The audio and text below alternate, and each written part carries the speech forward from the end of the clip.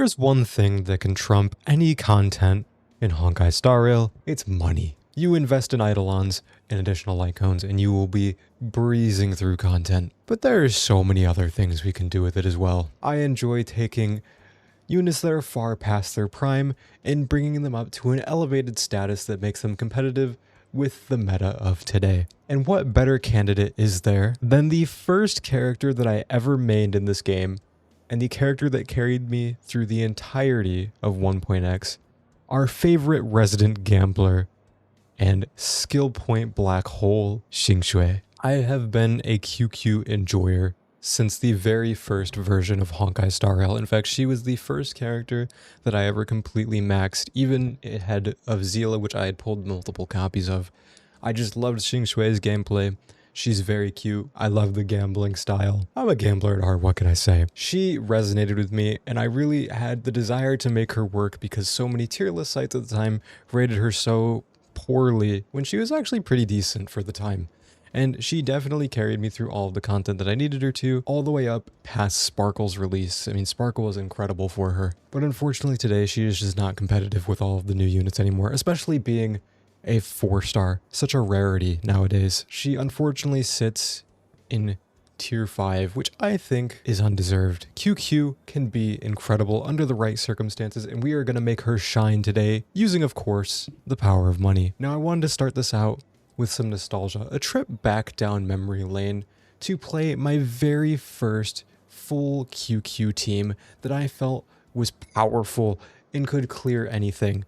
The team that cleared me through all of Swarm Disaster and its highest difficulties, which at the time was quite the feat because it was pretty difficult given the characters we had at the time. The lineup of Xuan as my sustainer, Bronya as my harmony support, and Silverwolf, the OG one, as my debuffer. And this was a pseudo mono quantum team at the time because we did not have a quantum harmony unit all the way up until Sparkle was released. This team back then gave me no issues. I had debuffs, I had buffs, I had action advance, I had damage, and I had the most powerful sustain at the time to protect my team in the face of adversity. And I wanted to take this team into a game mode that is suited for an erudition character like Qingque Pure Fiction.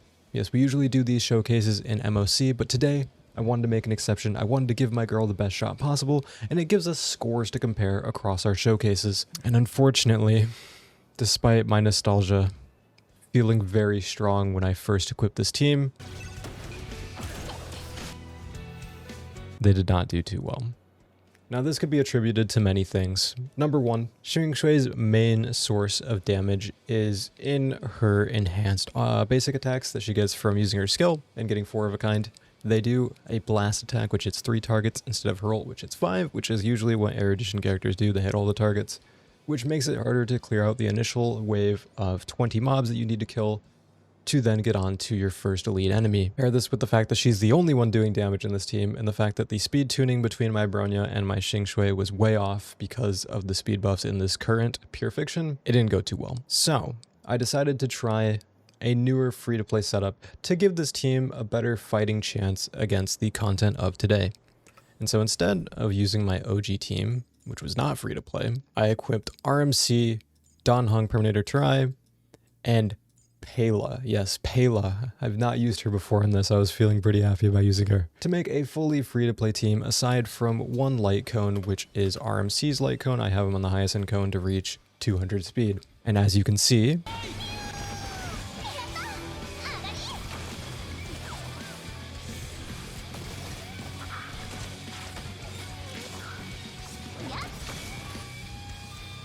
they did quite a bit better. For a fully free-to-play team with a tier 5 DPS, I actually was not upset with the performance per se. I mean, this would not net you a clear in any instance, but it was certainly an improvement over my OG team.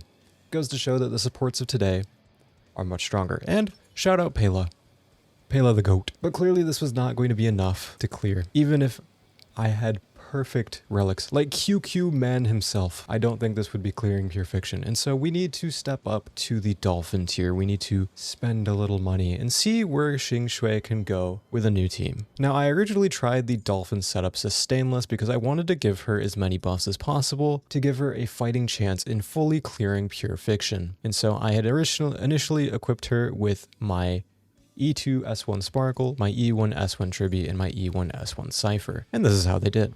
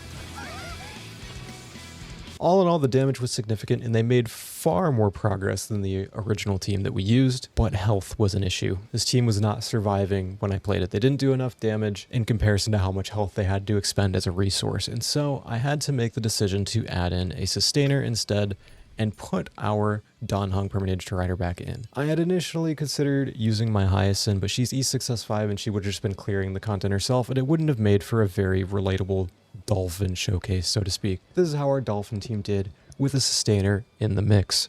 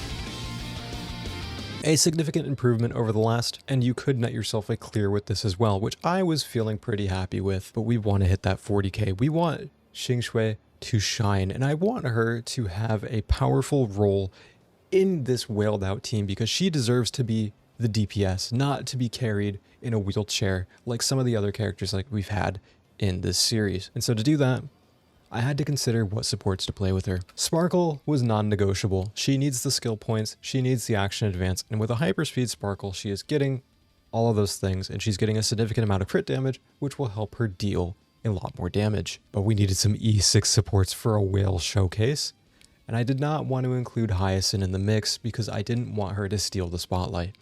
And so, unlike our Dolphin Showcase, we were able to have enough damage to do a sustainless run with the combination of two of my favorite Amphorius units, Cerydra and Cyrene. Now I know what a lot of you are probably thinking. There's not a lot of synergy here. Cerydra cannot work with Qingque because Qingque's skill does not do damage. Qingque can stack Cerydra's buff incredibly fast, but she cannot use it because there's no way for her to double skill. So she's always just sitting at max stacks. But Cerydra still provides her all of the buffs outside of skill damage increases, and she also does the additional damage instances on all of Qingque's attacks, which is the main draw here, is that Cerydra is adding a significant amount of damage on top of Qingque's damage. She's increasing her speed, and she's also doing a solid amount of damage herself whenever her ultimate is available. And with Cyrene, we only have one other Chrysos heir in the team, so it's going to take her longer to stack her ultimate up. But even with that in mind, Cyrene's ult is so powerful, giving a 100% action advance, full energy to the team, herself doing a significant amount of damage, and giving buffs to these characters, plus some true damage. I mean, I like true damage. That I thought it was time to go with this. And so here is my wailed out Qingque showcase.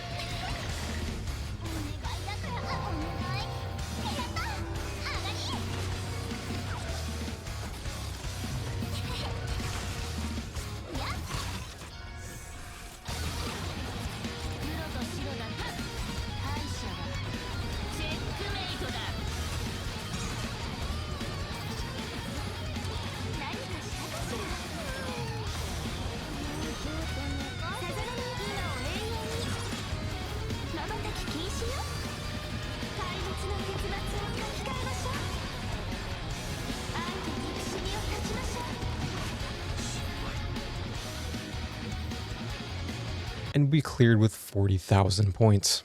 As much damage as we were doing, this actually did take me multiple attempts because my Cerydra just kept dying. Even though I had her on the end, I swear she just turns to Tingyan whenever I play Sustainless. I mean, look at the screenshot.